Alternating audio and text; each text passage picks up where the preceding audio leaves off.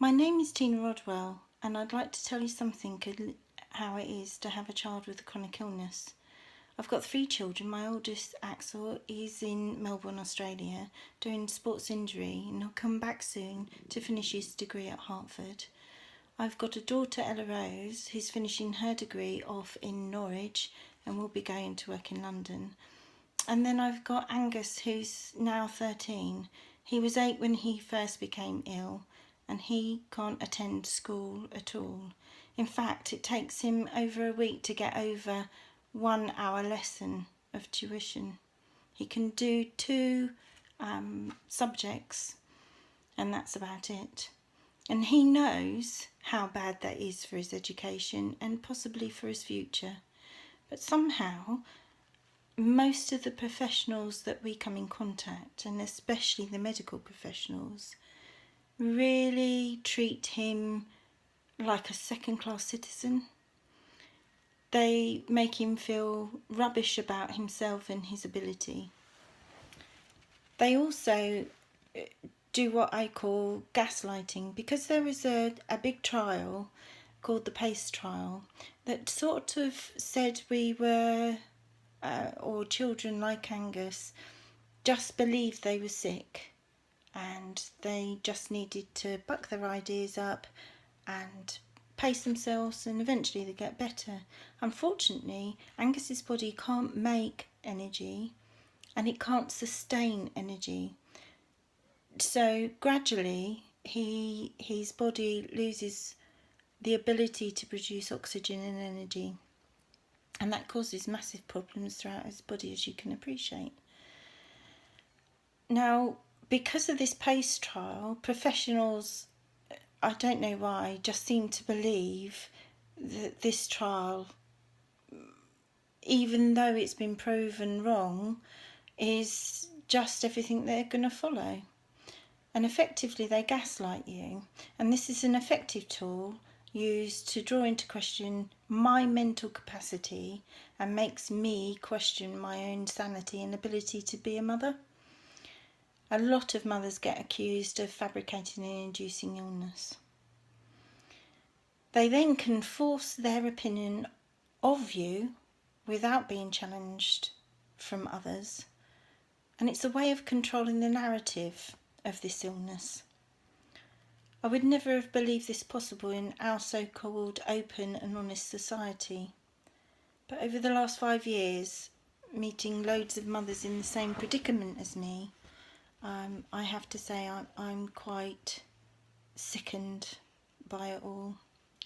There are 25,000 plus children in the UK that suffer the same as Angus, with different degrees of disability, from what we term the walking wounded to the tube-fed, totally immobile, unable to tolerate light or sound or smell or touch, not even a cuddle from their parents. If children were treated this way if they had cancer, there would be an absolute outcry, and rightly so. But they can treat our children with impunity, and everyone is okay with this, and I don't understand why. ME is more prevalent than MS, and in fact ME people have a worse life than MS sufferers.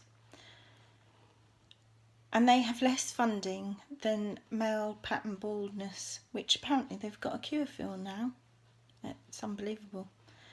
There are 101 reasons behind why we are gaslighted and what happens and why we're treated this way.